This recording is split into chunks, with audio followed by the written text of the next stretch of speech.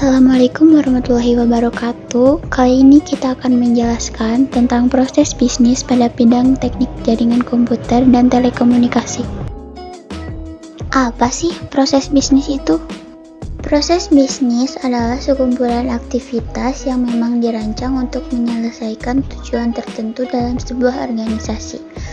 Memiliki tujuan, memiliki input, memiliki output, menggunakan sumber daya, memiliki sejumlah aktivitas yang dilakukan dalam suatu urutan, dapat mempengaruhi lebih dari satu unit organisasional, dan menciptakan suatu nilai untuk konsumen.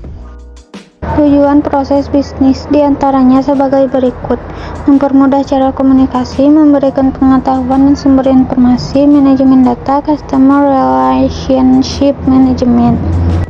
Ada juga karakteristik proses bisnis pada bidang komputer. Di antaranya ada definitif, yang artinya sudah pasti, bukan sementara, memiliki batasan, masukan, dan keluaran yang jelas. Ada urutan, yang artinya sekian kegiatan atau aktivitas yang dilakukan secara beruntun sesuai dengan waktu.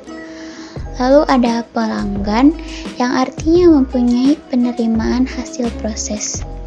Ada juga nilai tambah, yang artinya proses bisnis harus memiliki dan memberikan nilai tambah pada penerima. Lalu ada keterkaitan, yang artinya harus terkait dalam struktur organisasi atau tidak boleh berdiri sendiri. Dan yang terakhir ada fungsi silang, yang artinya fungsi ini mencakup beberapa fungsi lainnya.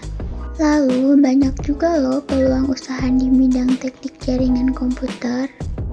Di antaranya kita bisa membuka toko penjualan komputer, membuka jasa servis komputer, membuka kursus komputer, membuka jasa pengetikan artikel, usaha servis spesialis printer, menjadi seorang blogger atau youtuber, dan membuka jasa instalasi internet dan wifi.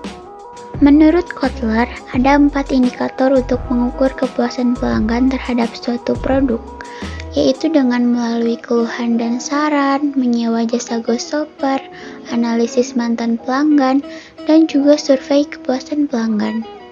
Manfaat proses bisnis menjadi solusi supaya bisa membantu perusahaan untuk melihat gambaran bisnis yang dilakukan secara real time, menyediakan laporan yang memberitahu kondisi perusahaan sebenarnya pada saat ini, mempercepat proses evaluasi informasi untuk merespon selain kejadian dan masalah secara cepat dan tepat, meningkatkan daya deteksi perusahaan terhadap peluang bisnis baru dan pergerakan yang dilakukan oleh kompetitor.